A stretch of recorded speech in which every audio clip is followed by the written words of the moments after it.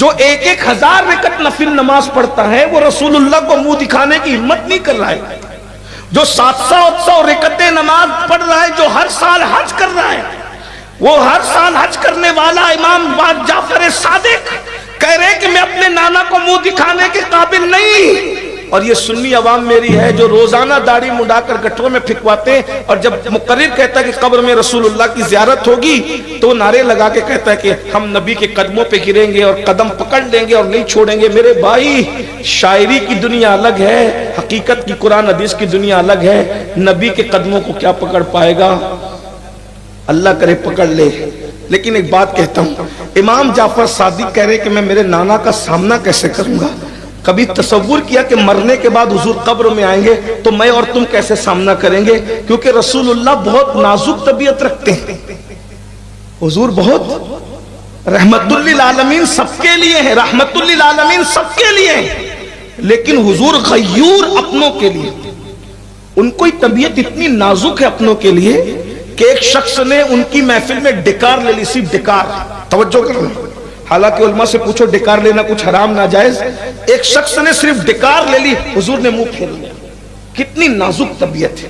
حضور جگر مراد آبادی نے کہا تھا، اس امت یاسی سے نہ منہ پھیر خدایا، نازک ہے بہت غیرت سلطان مدینہ.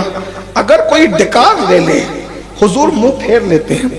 ام المومنین سیدہ عائشہ صدیقہ نے ایک دن اپنے گھر کے دیواروں پہ پردے لٹکا دیے. حضور نے منہ پھیر کے کہا، عائشہ میں تیرے گھر میں نہیں آؤں گا کیونکہ تو نے دیواروں پہ پردے لٹکا دیے. ہم دیواروں کو کپڑے پہنانے والے لوگ نہیں ہیں. پردے دروازوں پہ کھڑکی پہ لگنے چاہیے. دیواروں پہ پردے لگانا یہ کافر اور مشرکوں کا طریقہ، اجمیوں کا طریقہ ہے. کیا حرام تھا؟ بتاؤ، پوچھو علماء سے فتویٰ دو. کیا دیواروں پہ پردے لگانا حرام تھا؟ نہیں. امی عائشہ کے شایان شان نہ تھا، لیکن حضور نے ان سے بھی منہ پھیر لیا جب تک کہ انہوں نے پردے اٹھا کر پھینک نہ دی. ایک اور بات کہتا ہوں، شاید اسی پہ بات پوری کر لوں. جو کہنے چلا تھا اس کا وقت ختم ہو گیا، لیکن اس پہ بات پوری کر دوں، ٹائم میرا پورا ہوا. توجہ کرنا، پوری کائنات میں رسول اللہ نے سب سے زیادہ اگر کسی سے پیار کیا ہے، علماء کی توجہ چاہتا ہوں، اگر میں غلطی کروں تو یہ میری اصلاح کر دیں گے، اور آپ کے سامنے یہ بات پوری کر رہا ہوں. میری بہنوں کی بھی توجہ چاہتا ہوں. اللہ کے رسول نے اللہ کی تمام مخلوق میں سب سے زیادہ جس سے پیار کیا، سب سے زیادہ، وہ ایک ہستی ہے.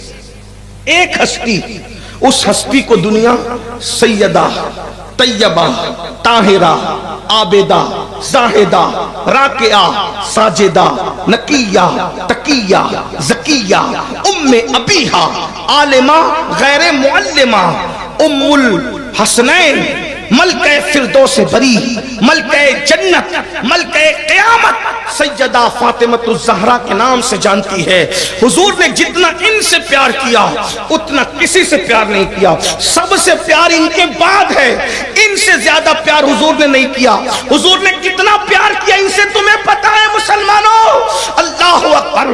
ابھی شاہ صاحب تشریف لائے، ہم سب اٹھ کر کے کھڑے ہو گئے، ہے نا؟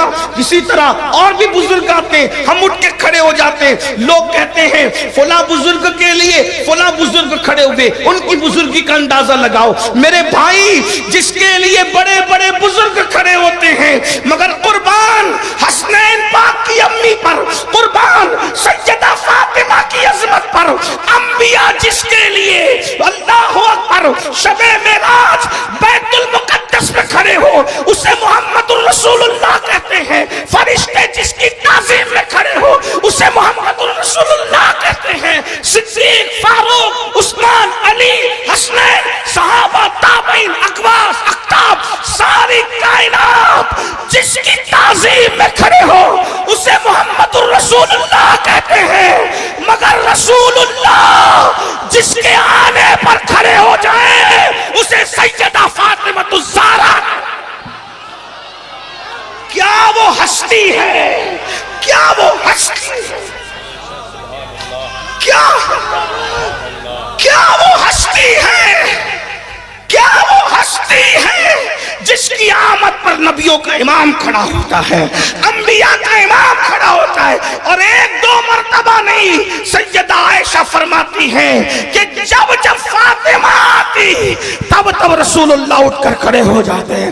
میں بس ایک دو سیکنڈ آپ کا لینا چاہتا ہوں, میرا دل چاہ رہا ہے جب نبی ان کے آنے پہ کھڑے ہوتے ہیں, ان کا ذکر آنے پر ہم سب ایک مرتبہ نبی کی سنت پہ کھڑے ہو جائیں. اللہ اکبر.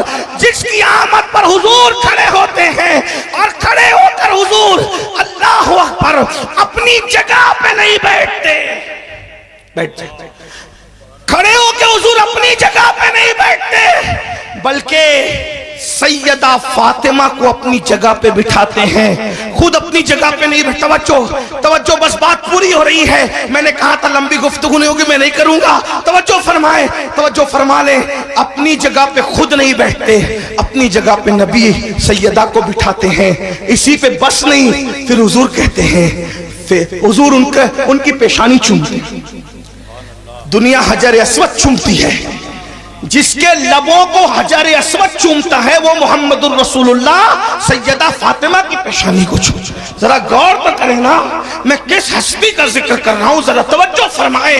اللہ اکبر. اور پھر صرف پیشانی نہیں, سیدہ ان کے ہاتھ چومتی, وہ سیدہ کی پیشانی چومتے اور چوم کر کے پھر کہتے فدا کی امی و ابی یا فاطمہ, فاطمہ میری ماں آمینہ تجھ پہ قربان, میرا بابا عبداللہ تجھ پہ قربان, میری ماں تجھ پہ قربان, میرا بابا تجھ پہ.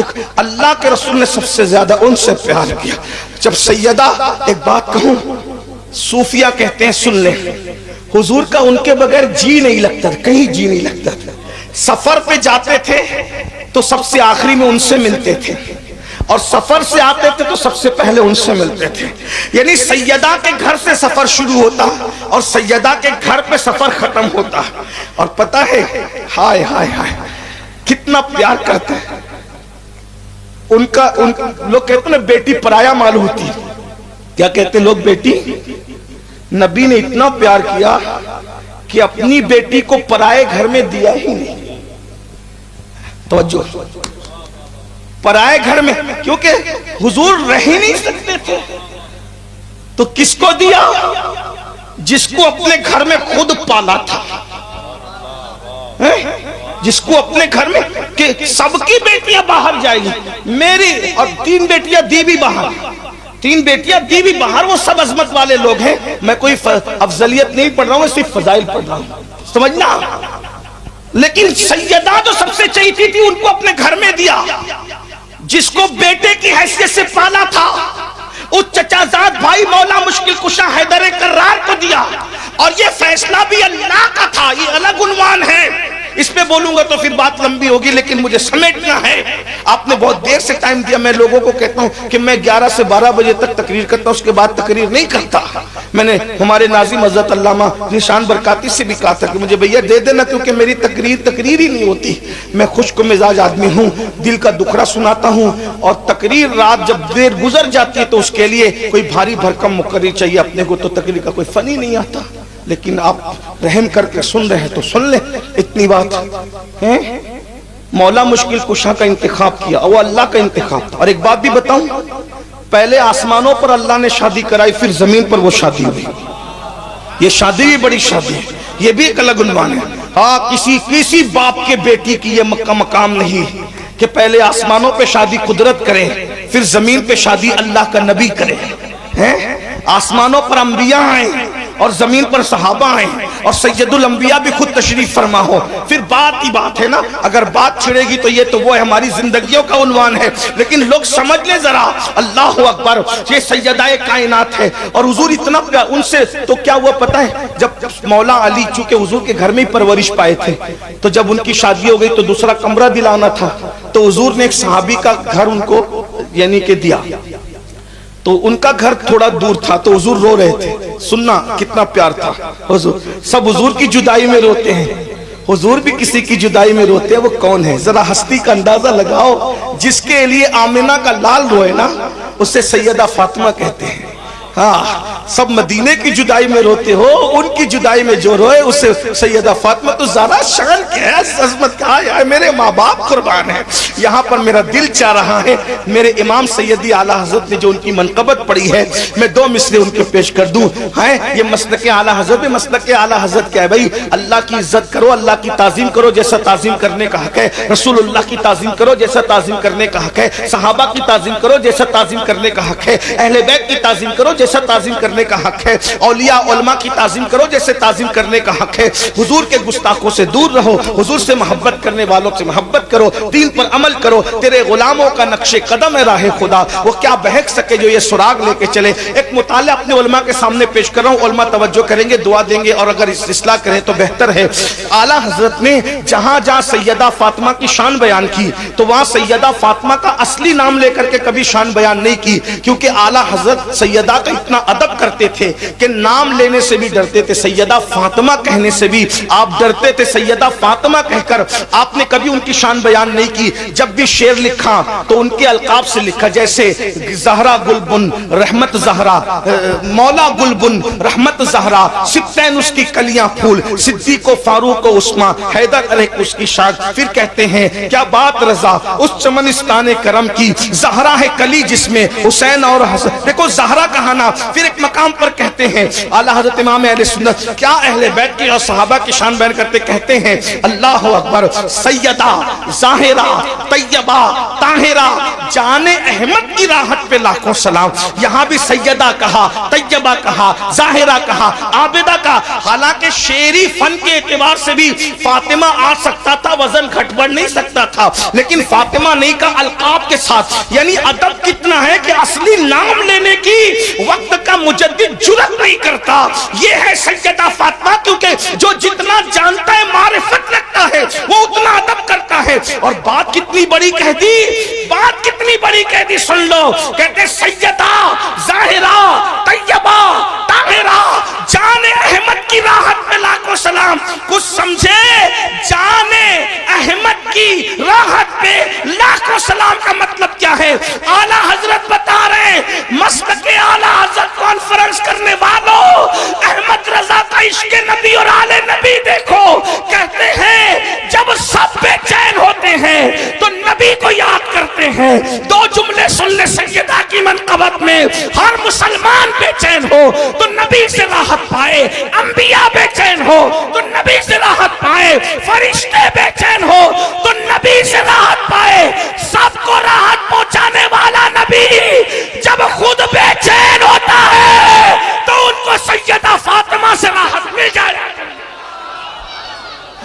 کیا شان ہے نا سیدہ، ہے کیا شان ہے سیدہ، سیدہ ظاہرہ طیبہ طاہرہ جان احمد کی راحت پہ لاگو۔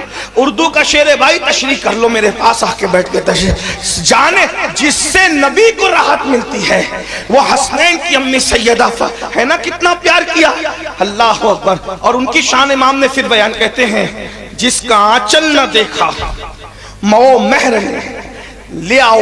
اب میں کوئی بات چیلنج سے جلدی نہیں کرتا، لیکن یہ بات چیلنج سے کروں گا۔ لے آؤ کسی کے گھر میں ایسی بیٹی ہو، حضرت آدم کے زمانے سے لے کے آج تک ہو تو لے آؤ۔ امام کہتے ہیں جس کے دوپٹے کو بھی، نبی کی بیٹی کا تقوی کیا تھا، جس کے دوپٹے کو بھی چاند و سورج نے نہیں دیکھا، مرد نے نہیں، اور سر کو بھی نہیں، بال کو بھی نہیں، جو سر کے اوپر دوپٹہ رکھتی ہے نا سیدہ، اس دوپٹے کو کسی چاند و سورج نے بھی نہیں دیکھا۔ امام کہہ رہے ہیں جس کا آنچل نہ دیکھا مو مہر نے، اس ردائے نزاہت پہ لاکھوں سلام۔ یہ ہے سیدہ، سبحان اللہ، یہ سیدہ ہے۔ اب جو 2 مصرے پڑھنا چاہتا تھا وہ پڑھ دوں۔ امام ان کی شان کہتے ہیں، دیکھو یہاں بھی نام نہیں لیا، کہتے ہیں نور۔ کیا کہتے ہیں؟ نور، بنت نور، زوج نور، ام نور نور۔ شاید آپ نہیں سمجھے، لکھنؤ کی کسی خانقاہ میں پڑھتا تو لوگ چپ نہ رہتے، لیکن کوئی مسئلہ نہیں ہے، میں آپ کو سمجھاتا ہوں۔ ویسے میں بھی بہت پڑھا لکھا نہیں ہوں، لیکن بس بزرگوں سے سن لیا ہے تو میں بتا رہا ہوں۔ نور، سیدہ فاطمہ نور ہے، بنت نور، نور کی بیٹی ہے، زوج نور، نور کی بیوی ہے، ام نور نور وہ نور نور کی ماں ہے. ایک نور امام حسن اور ایک نور امام حسین. ہائے ہائے ہائے. یہ شعر میں اپنے اندازے پڑھتا ہوں. میں جب یہ شعر پڑھتا ہوں تو اسی طرح پڑھتا ہوں. ہو سکے تو آپ شامل ہو جائیں. یہ سلمان بھائی ہمارے جو نعت پڑھ رہے تھے, ہمارے معین بھائی, میں مولانا ذیشان, یہ اچھے آواز والے. میری آواز اچھی نہیں ہے نعت والی, جس کو لے میں پڑھتے ہیں. میرا دل چاہ رہا ہے میں سیدہ کی توجہ کو اس طرف کرنے کے لیے, اور آپ سب بھی پڑھیں تاکہ آپ کو یاد رہے. کہتے ہیں نور بنتے نور زوجے نور امے نور نور. لوگ نبی کو نور نہیں مانتے. یہ احمد رضا کا مسلک ہے. وہ سیدہ کو بھی نور کہتے ہیں, ان کے بابا کو بھی نور کہتے ہیں. لوگ کہتے ہیں علی کا خاندان تو الگ تھا. اعلیٰ حضرت کہتے ہیں علی بھی نور ہے. علی کو خارج نہ کرو خاندان سے ورنہ تم خارج ہو جاؤ گے. علی کو نہ نکالو, تم نکل جاؤ, کیونکہ خارجی ہوئے ہی علی کی دشمنی سے. علی کی دشمنی خارجی بنا. فرماتے ہیں اللہ رب العزت اس کی آنکھوں میں جہنم کی آگ بھرے گا, اور جہنم کی آگ سے بنی ہوئی سلاخیں اس کی آنکھوں میں پھیری جائے گی.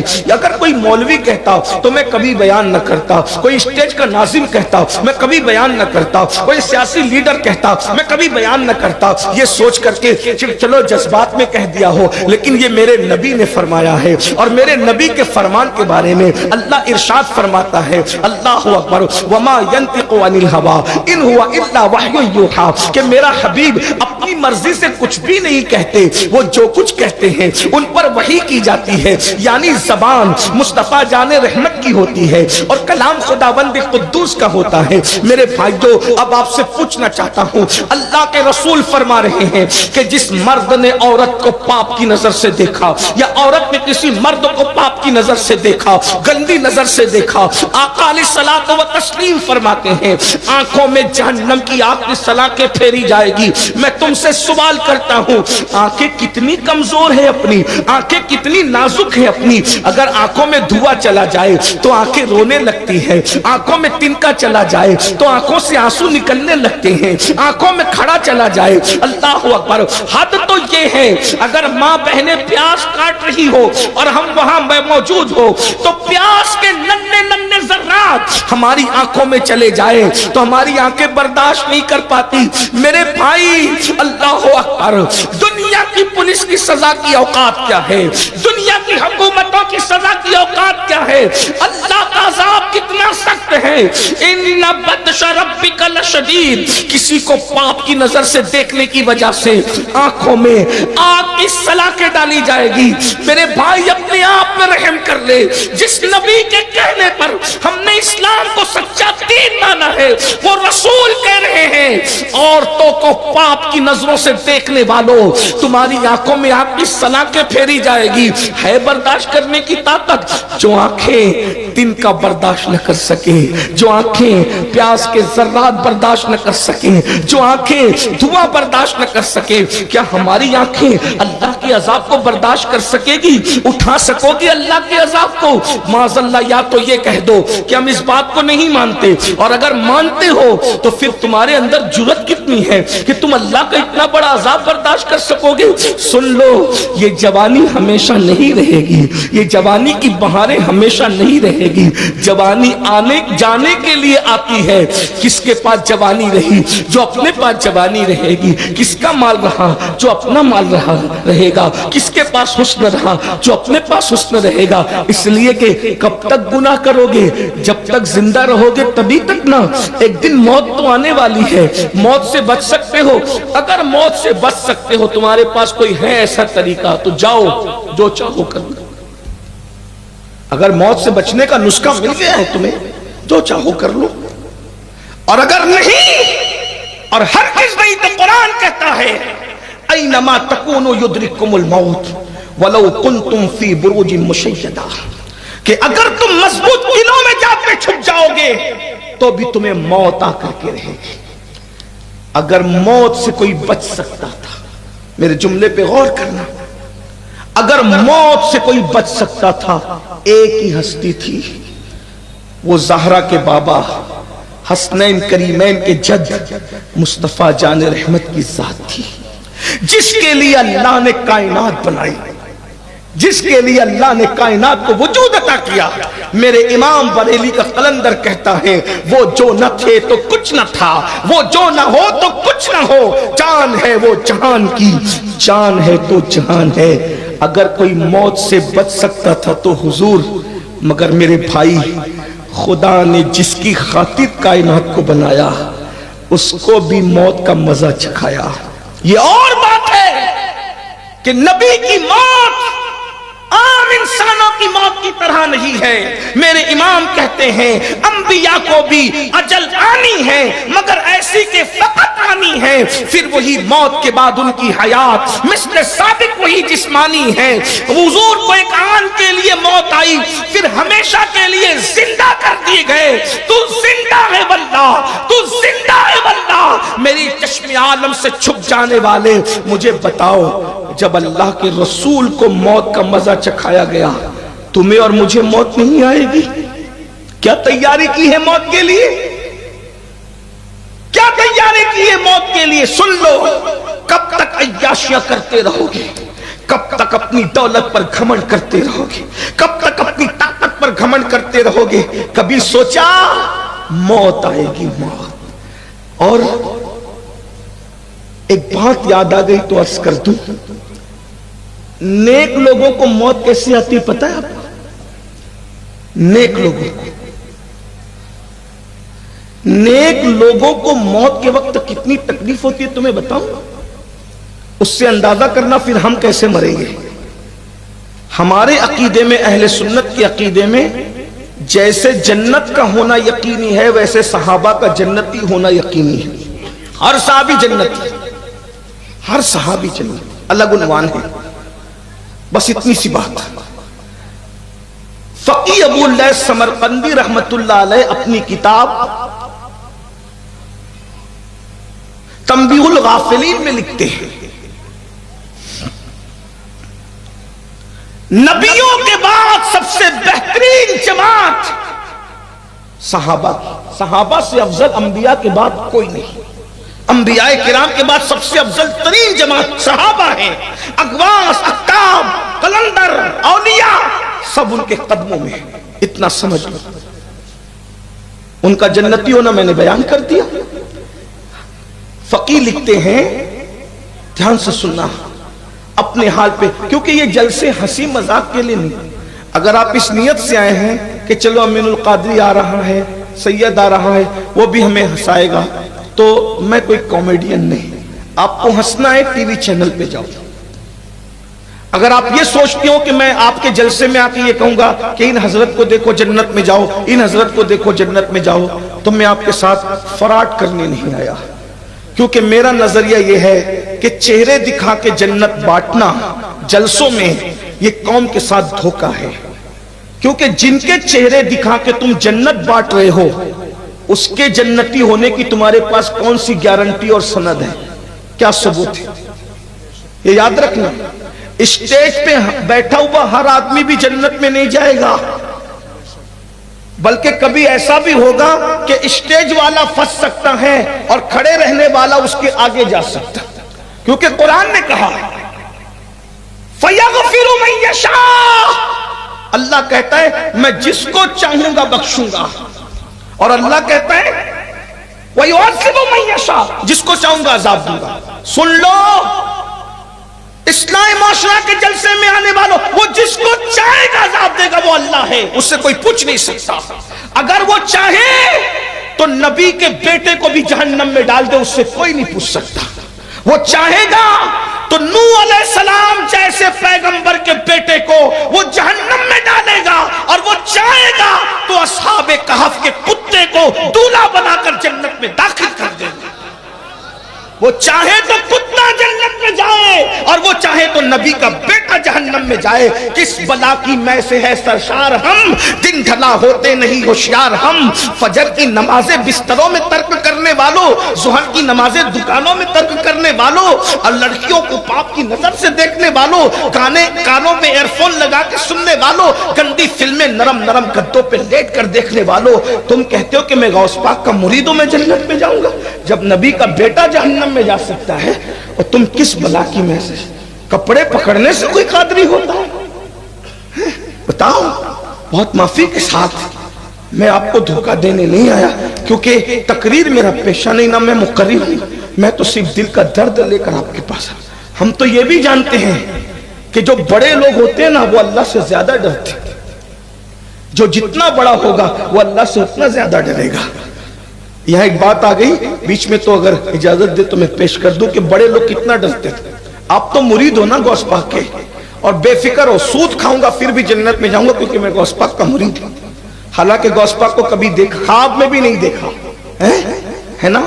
اللہ، آپ مجھ سے بہتر غوث پاک کے مرید ہیں، میں آپ کے مرید ہونے کا انکار نہیں کر رہا ہوں، لیکن آپ اسی کیونکہ آپ کو بتایا گیا نا کہ آپ نے میرے ہاتھ میں ہاتھ دے دیا، اب آپ غوث پاک کے مرید ہو گئے، غوث پاک جنت میں لے جائیں گے۔ میں غوث پاک کے مریدوں کی بات نہیں کر رہا ہوں۔